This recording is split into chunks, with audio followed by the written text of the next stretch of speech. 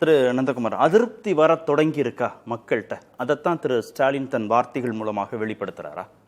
விரைவில் நான் அவர் பேசுறதை எப்படி பார்க்குறேன்னா, மக்கள் கொடுத்த தீர்ப்பை ஏற்க முடியாமல் ஒரு பரிதவிப்பில் இருக்கிறாங்க. மக்கள் சாலிடாக 85% 86% மக்கள் வெளியே வாக்களித்து அதில் 35% மக்கள் ஒரு இடத்துக்கு வாக்கை செலுத்தி ஆட்சியில் உட்கார வச்சிருக்காங்க. அப்போ இந்த மக்களினுடைய எண்ண ஓட்டத்தை, மக்களினுடைய மனநிலையை புரிஞ்சுக்காம தன்னுடைய கனவு கோட்டையில் இருந்து, அப்போ என்ன தெரியுதுன்னா, ஐயா ஸ்டாலின் அவர்கள் இவ்வளோ நாளாக தன்னை சுற்றி எவ்வளோ பெரிய ஒரு மாயை தோற்றத்தை, மாயை இரும்பு எஃகு கோட்டையை உண்டு பண்ணி அதில் நம்ம திராவிட மாடல் 1.0 இல்லை 2.0 கண்டினியூஸாக 200 தொகுதிகளுக்கு மேலே நாங்கள் ஜெயிப்போம்னு சொல்லிக்கிட்டு இருந்ததை, இன்னைக்கு இந்த மாதிரி மக்கள் கொடுத்த இந்த தீர்ப்பை இன்னைக்கு வரைக்கும் அவங்களால ஏற்றுக்க முடியல. அந்த ஏமாற்றத்தினுடைய ஆற்றாமையினுடைய வெளிப்பாடாக தான் நான் இதை பார்க்குறேன். இல்லை, மின்வெட்டு பிரச்சனைக்கு போராடக்கூடியது மக்கள், சட்டம் ஒழுங்கு பிரச்சனைக்காக போராடக்கூடியவர்கள் மக்கள், விவசாய பிரச்சனைகளுக்காக போராடுறது விவசாயிகள், அதெல்லாம் அதிருப்தியின் வெளிப்பாடு தானே, இந்த அரசு மீதான அதிருப்தியின் வெளிப்பாடு. மின்வெட்டை பொறுத்த வரைக்கும் திமுக என்ன சொன்னாலும் தாவேக அரசாங்கம் காது கொடுத்து கேட்கணுங்கிறது என்னுடைய வேண்டுகோள். காரணம் என்னன்னா, மின்வெட்டுனாலேயே ஆட்சி இழந்த ஒரு கட்சி தமிழ்நாட்டில் இருக்குதுன்னா அது திமுக ஆட்சி தான். அப்போ அவங்க பட்ட பாடத்தை படித்த படிப்பை இன்னைக்கு சொல்லும் போது தாவேக அரசாங்கம் ஓப்பனாக அதை லிசன் பண்ணலாங்கிறதுல எனக்கு மாற்று கருத்து இல்லை. ஏன்னா அதுக்கு ஆட்சியை பறி கொடுத்த திமுக. சட்டம் ஒழுங்குன்னு வாங்க. இன்னைக்கு இப்போ ஐயா ஸ்டாலின் அவர்கள் நேற்று பேசும்போது கூட எல்லண்டோவை பற்றிலாம் பேசுகிறாரு. நம்ம இன்னைக்கு பார்க்குறோம், எத்தனை மாதம் ஒரு ரெகுலர் டிஜிபி இல்லாமல் ஒரு பொறுப்பு டிஜிபியை போட்டு, அந்த பொறுப்பு டிஜிபிக்கு இடி லெட்டர் மேலே லெட்டர் ஐயா நேரு மேலே நீங்கள் வழக்கு பதிவுங்கன்னு சொல்லுது. அதெல்லாம் அழுத்தம் வரும்போது பொறுப்பு DGP as I am suffering from feverங்கிற மாதிரி அவர் லீவ் போட்டு போகிறாரு. அதுக்கு இன்னொரு பொறுப்பு டிஜிபி. அப்போ இன்னைக்கு வந்திருக்கக்கூடிய தாவேக அரசாங்கம் இன்னைக்கு இப்போ ரெகுலர் டிஜிபியை அப்பாயிண்ட் பண்ணுறாங்க. பாலியல் குற்றங்களை பற்றியும் பேசுகிறாரு. இதுக்கு முன்னாடி சமூக நலத்துறை அமைச்சராக இருந்த திருமதி கீதா ஜீவன் அவர்களே சட்டசபையிலையும் பேசியிருக்காரு, பிரஸ் ரிப்போர்ட்டும் கொடுத்துருக்காங்க. ஒரு வருஷத்தில் 6999 போக்சோ வழக்குகளுக்கு 104 கோடி ரூபாய் நஷ்ட ஈடு கொடுத்தோம் அப்படின்னு. அப்போ ஒரு வருஷம்னா 12 மாதம். 6999 12ஆல் வகுத்தீங்கன்னா 583. ஒரு மாசத்துக்கு 583 போக்சோ வழக்குகள். சராசரியா ஒரு நாளைக்கு 20 போக்சோ வழக்குகள். லீடர் ஆஃப் அப்போசிஷன் உதயநிதி கூட இந்த கடைசி நாளுக்கு முன்னாடி 2 நாளைக்கு முன்னாடி மீடியாவில் பேசும்போது என்ன சொல்றாரு, கடந்த 36-37 நாட்கள்ல 175 போக்சோ வழக்குகள் தமிழ்நாட்டில் பதிஞ்சிருக்கு. பரவாயில்ல சார், 36-37 நாள்ல 175 போக்சோ வழக்குகள் பதிவானது லீடர் ஆஃப் அப்போசிஷனுக்கு கண்ணுக்கு தெரியும் போது, அவங்க அந்த 5 ஆண்டு காலத்துல கடந்த இதுல வருஷத்துல சராசரியா 583 போக்சோ வழக்குகள் பதிஞ்சுதே சார், ஏன் கண்ணுக்கு தெரியல? அப்ப இது லா அண்ட் ஆர்டர் ப்ராப்ளத்தை கேட்கறது நியாயம் இல்ல. லா அண்ட் ஆர்டர் ப்ராப்ளத்துக்கு போதை மருந்து ஒரு முக்கியமான காரணம், பாலியல் ரீதியான குற்றங்களுக்கு போதை மருந்து ரொம்ப முக்கியமான காரணம். இது சமூகத்தின் கூட்டு பொறுப்பு அப்படின்னா முதல்வர் திரு விஜய் பேசுறார். இன்னைக்கு தாவேக அமைச்சர் மீது ஒரு குற்றச்சாட்டு பதிவு செய்யப்பட்டிருக்கு, எதிர்க்கட்சிகள் விமர்சிக்கிறாங்க. அதுல உண்மை இருக்கா இல்லையான்னு யாருக்குமே தெரியல. இன்னைக்கு இளைஞரணி, திமுக இளைஞரணி அதுக்கு ஆர்ப்பாட்டம் நடத்துறாங்க. அதுக்கு நீங்க குறிப்பிட்ட முன்னாள் அமைச்சர் திருமிகு கீதா ஜீவன் மருத்துவ பரிசோதனை நடத்துங்களேன் அப்படின்னு கேட்கிறாங்க. அமைச்சர் மீது இருக்கக்கூடிய குற்றச்சாட்டு உண்மையா இல்லையா, மருத்துவ ரீதியாக என்ன போதை மருந்து பயன்படுத்தியிருக்காரா இல்லையாங்கிறத வெளியில சொல்ல வேண்டிய காரணம் இருக்குல்ல. அவர் மாரத்தான் போறாரு, முதல்வர் போதை ஒழிப்புல ரொம்ப தீவிரமாக கவனம் செலுத்துகிறார். தன் துறை அமைச்சர் மீது ஒரு குற்றச்சாட்டு இருக்கு, இப்போ வரைக்கும் போராட்டம் தான் நடக்குது, ஆனால் அவருக்கு பதில் சொல்லவே இல்லை அந்த விஷயத்துக்கு. அம்மையார் கீதா ஜீவன் அவர்கள் இதில் பேசுனது வரவேற்க தகுந்தது. இவர் அமைச்சர் போதைப் பொருள் எடுத்துக்கல, அதுதான் மருத்துவ தனிமனிதனா இருந்தபோது. இது எந்த வருஷம் நடந்தது? அமைச்சரானதுக்கு அப்புறம் நடக்கல. தனி மனிதனா இருக்கும்போது எடுத்தது. இதைத்தான் நம்ம கடந்த 2 வருஷமா திமுக ஆட்சியில் இருக்கும்போது கூரையில் ஏறி கத்திக்கிட்டு இருந்தோம். சார், தமிழ்நாட்டில் இன்னைக்கு கஞ்சா புழக்கம், போதை புழக்கம்லாம் எந்த அளவுக்கு கரபுரண்டு ஓடுதுன்னு பாருங்க அப்படின்னு சொல்லியிருந்தோம். அப்போ இது இப்ப உண்மையினே வச்சுக்கீங்களேன், ஒரு ஆர்குமெண்ட் சேக்குக்காக இல்ல, அது நமக்கு தெரியும். ஒரு ஸ்டேடியத்துல இல்ல, நாம அப்படி ஒரு முடிவுக்கு வர வேண்டாம். அவர் மீது ஒரு குற்றச்சாட்டு தான் வைக்கிறாங்க, எதிர்க்கட்சிகள் விமர்சிக்கிறாங்க. நம்ம உண்மைன்னு வச்சுக்கிட்டு அவரை நம்ம டிஃபைம் பண்ணிடுறோம். இல்ல, அதை தான் நான் சொல்ல வரேன். அப்போ இது ரெண்டா பாக்குறேன். ஒன்னு, சந்தேகத்துக்கு அப்பாற்பட்டவர்கள் யாரும் இல்ல. இப்ப அம்மையார் கீதா ஜீவன் சொல்ற மாதிரி அவரை பரிசோதனைக்கு உட்படுத்துங்க, தப்பு கிடையாது. ரெண்டாவது, இவர் தனி மனிதனா இருக்கும்போது அந்த அளவுக்கு இவர் அதை எடுத்திருக்காருங்கிற ஒரு ஆர்குமெண்ட். இப்ப திமுக காரங்க குற்றச்சாட்டை உண்மையினே கூட எடுத்துப்போமே. அப்ப அந்த மாதிரி இருந்துச்சுன்னா ஒரு ஸ்டேடியத்துல போய் உட்கார்ந்து ஒரு தனி மனிதன் உட்கார்ந்து இந்த மாதிரி போதை மாத்திரையை வந்து நீங்க வைக்கிற அளவுக்கு இருந்துச்சுன்னா அன்னைக்கு திமுக தான் ஆட்சியில் இருந்துச்சு. அப்ப உங்க ஆட்சியில சட்டம் ஒழுங்கு சந்தி சிரிச்சது ஸ்டேடியம் சிரிக்கிற அளவுக்கு இருந்துச்சா? இதைத்தானே நம்ம இவ்வளவு காட்டுக்கத்தா கத்திக்கிட்டு இருந்தோம் கடந்த 2 வருஷமா. காதே குடுக்கலையே, காதே கேட்கலையே. எங்க நாட்டுல தேனாரும் பாலாரும் தானே ஓடுது, எங்க வந்து கஞ்சா இருக்குது, எங்க போதைப் பொருள் இருக்குன்னு தானே மறுப்பு மேல மறுப்பா தெரிவிச்சுக்கிட்டே இருந்தாங்க.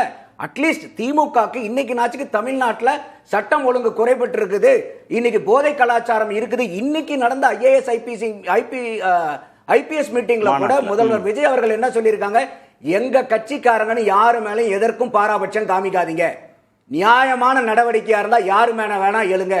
அதே மாதிரி அமைச்சர் பெருமக்கள் என்ன சொல்றாங்க, எங்களுக்கு அமைச்சரை நல்லா தெரியும், நாங்கெல்லாம் ரொம்ப க்ளோஸ் அப்படின்னா கெட் அவுட்னு சொல்லுங்க. இன்னொரு படி மேல போய் என்ன சொல்றாரு ஒரு அமைச்சர், எங்களுக்கு தெரியும், எங்கனால வந்து எங்க பேரை வச்சு பண்ணாருன்னா சேர்ல உட்கார வச்சு கட்டி போட்டுருங்கன்றார். அப்ப இந்த மாதிரி எல்லாம் வார்த்தைகள் வசனங்கள் எங்களுடைய இன்ஃப்ளூயன்ஸை யூஸ் பண்ணி தப்பு பண்றவங்களை தண்டிங்கன்னு சொல்றத இந்த கடந்த 60-70 ஆண்டு கால தமிழ்நாட்டில் நம்ம காது கொடுத்து கேட்டிருக்கோமா? அப்போ இன்னைக்கு அரசியல்ங்கிறது என்னது? இப்ப இன்னைக்கு அரசாங்கம் பதில் சொல்றேன். நீங்க கேட்டது தாவேக்காவுடைய அரசாங்கம். ஒரு நிமிஷம் நான் முடிச்சிடுறேன். இல்ல, நான் மீண்டும் உங்ககிட்ட தான் வர்றேன். மீண்டும் நீங்க அமைச்சர் வந்து குற்றச்சாட்டுக்கு உள்ளாகி இருக்கிறார், அவர் பதவி விலகணும்னு திமுக இளைஞரணி போராட்டம் நடத்துது. திரு நந்தகுமார் என்ன கேட்கிறார்னா, அவர் தனி மனிதராக அமைச்சராக இருக்கிற போது இல்லை, இந்த குற்றச்சாட்டை அவர் தனி மனிதராக இருந்தபோது சொல்லப்படக்கூடிய ஒரு குற்றச்சாட்டு. அப்ப இதை ஊக்குவிக்கக்கூடிய அளவுக்கு அந்த ஸ்டேடியத்தின் நிர்வாகம் இருந்ததா, அரசு இருந்ததான்னு கேட்கிறார். ரொம்ப பிரமாதமான ஆர்குமெண்ட்ஸ், வேற லெவல். எப்படின்னு கேட்டீங்கன்னா, தாவேக்கா ஆட்சியில் போதைப் பொருள் பயன்பாட்டை பற்றி பிரச்சனை வருது. முதலமைச்சர் என்னமா சொல்றாரு, இது சட்டம் ஒழுங்கு பிரச்சனையா மட்டும் பார்க்கக்கூடாது, தனி மனித ஒழுக்கம். எப்ப? தாவேக்கா ஆட்சியில்.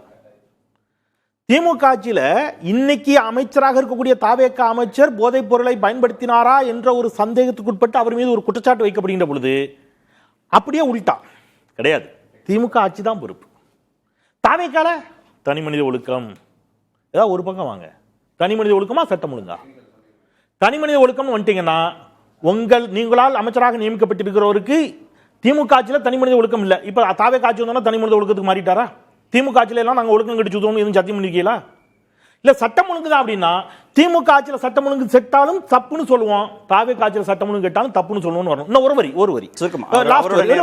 ஒரே வார்த்தை அவருடைய நேரம். அரசு இல்ல இந்த மக்கள் தீர்ப்பை ஏற்றுக்கல, அரசு கவிழ்ந்துரும் சொன்னார் இல்லையா?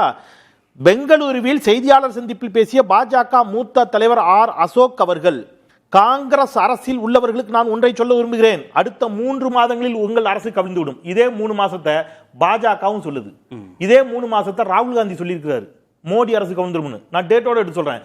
பாஜக ஊருக்கு காங்கிரஸ் அரசுக்கு நீடிக்காதுன்னு சொல்லுது. பாஜகவும் மக்கள் தீர்ப்பு மதிக்கலையா? பாஜகவும் பயப்படல. பாஜக விரக்தியில பேசுது, ராகுல் விரக்தியில பேசுறாங்க. அவருடைய நேரம். கேள்வி என்னன்னா, பாஜகவினுடைய எதிரொலியா திமுக இங்க ஒளிச்சு இல்ல, பாஜகவும் திமுகவும் ஒரே நேர்கோட்டில் பயணிச்சுக்கிட்டு இருக்கீங்களா? காங்கிரஸ் திமுகவினுடைய வேதை வாக்க